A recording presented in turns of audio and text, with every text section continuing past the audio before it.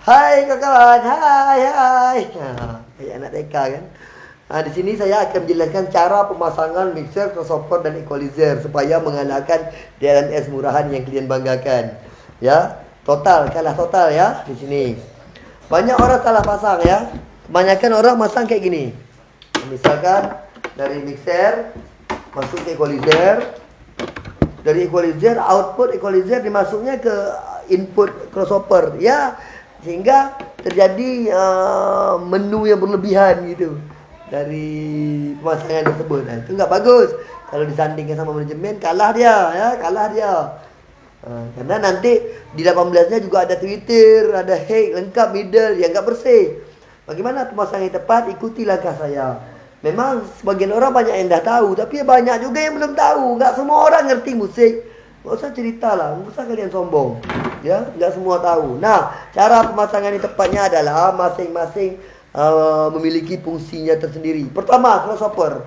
Walaupun crossover ini memiliki 3 karakter yang bisa kita gunakan, ada high, mid, low, tetapi diusahakan dipakai untuk satu power, yaitu satu subwoofer saja. Ya. Khusus untuk bass itu lebih baik, ya, lebih dapat. Karena apa? Apalagi di sini ada fitur monosum. Karena untuk bass, untuk low itu nggak perlu stereo. Mono itu lebih bagus, merata dia, kiri kanan rata suaranya. Kalau kita stereo kan kadang-kadang nggak seimbang kiri sama kanannya, itu benar kalian ingat dasar ya. Jadi harus mono kan, nggak masalah mono ya. Kalau stereo itu biasanya hikmat melodi baru perlu stereo. Tapi kalau untuk subwoofer plus nggak perlu stereo. Dan kunci utama yang harus kalian ingat adalah jangan sampai menggunakan aksesoris murahan seperti equalizer murahan, nggak masuk, nggak akan dapat hasil. Harus benar-benar yang berkualitas seperti punya saya ini, happy asli, bukan KW-KW, asli original. Ya, isinya bagus, makro dalamnya betul-betul original. Kalau ini dijamin hasilnya. Ya, kuncinya equalizernya ori. Ya, crossovernya baru. Ya, juga yang ori, enggak yang KW-KW. Banyak crossover yang beredar 600.000, yang ininya penyok, kalau picit lembut. Kalau ini enggak, keras. Di Bipoise saya pilih di Bipoise. Nah, kita langsung pemasangan ya. Untuk kabel ini memang agak unik. Ini mixer, dari mixer ini cabang seperti ular. Ini cabang. Ini untuk 2 perangkat, crossover dan equalizer, kiri dan kanan. Macam ular kan? Memang idenya gila, tapi hasilnya nyata. Itu tergantung kita. Nah, kita praktekkan langsung ya. Kayak jual obat nih, ini bukan jual obat ya. Jual alat. Ini output mixer ya. Kita gunakan jok pakai aja. Mixer. Dah masuknya kemana? Satu ke sini,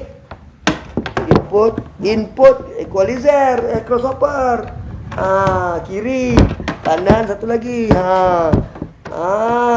Dah. Jadi dia ni enggak gugukan tersendiri. Dia tersendiri untuk satu power. Jadi ketika kita set ini enggak berubah. Ya. Ketika kita set equalizer, crossover enggak berubah. Set crossover, equalizer enggak berubah. Dan dua lagi kiri kanan juga masuk ke equalizer. Nah, di sini udah jelas hasilnya nyata kalau seperti ini. Ini ya. Dah, keluarannya masuk ke power. Ini ke power. Udah dijamin hasilnya. Terpisah. Apa yang kurang? Ketika kita set subwoofer, maka ini tidak berubah, tidak senyawa. Jadi jangan digabung ini. Dia harus terpisah. Equalizer sama crossover mesti terpisah agar mudah ngesetnya dan hasilnya pasti dapat mengalahkan DMS murahan yang kalian bangga-banggakan. Nah, ini nyata, real. Hasilnya seperti ini, dijamin bagus. Ya, silakan mencoba bagi Anda yang belum pernah coba. Ini crossovernya saya pakai di Bipoise dan ini equalizer Pepi. Tinggal set masing-masing, kalau itu dijamin. Kuncinya crossover ini jangan pakai 2 way. Satu crossover jangan dipakai keluarannya 2, apalagi 3, itu senyawa, enggak bagus. Hasilnya kurang bagus, kurang, enggak dapat, enggak bisa disetel. Sama hal dengan equalizer kalau dipakai untuk seluruh perangkat, satu equalizer outputnya untuk 3 power, ya enggak bagus lah. Makanya kalian selalu membandingkan seperti itu kan, yang enggak bisa dibandingkan, itu salah pasang namanya. Itu jadul, itu sistem kerja jadul. Zaman sekarang ini gunakan untuk satu power aja, untuk high mid. Enggak ada campur tangan middle, enggak ada campur tangan low di dalamnya. Ingat, nggak ada campur tangan low. Ini saya potong nih frekuensi low-nya, buang habis, ya buang habis. Makanya bersih sound system saya bersih, sebersih-bersihnya. Gitu. Karena dia betul-betul 3 way saya pakai crossover 2, equalizer 1, ya 3 way. Ya jelas kalah manajemen, kalah. Yang murah-murahan itu nggak ada apa-apanya dibandingkan kerja seperti ini. Kalau ini nggak bagus, kalau ini nggak berguna, kalau ini jadul, kenapa diproduksi? Kenapa masih ada jual baru? Itu pertanyakan.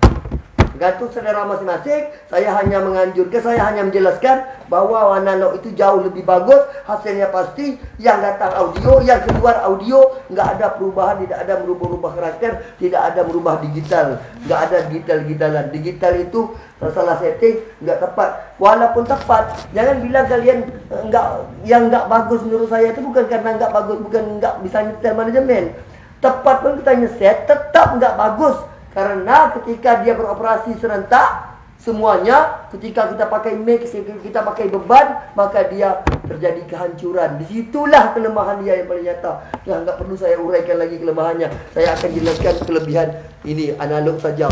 Semoga bermanfaat. Silakan diikut. Ini betul-betul bukan hanya sekedar konten, tapi nyata bagus. Titik. Dah, jangan dirubah lagi. Bagus.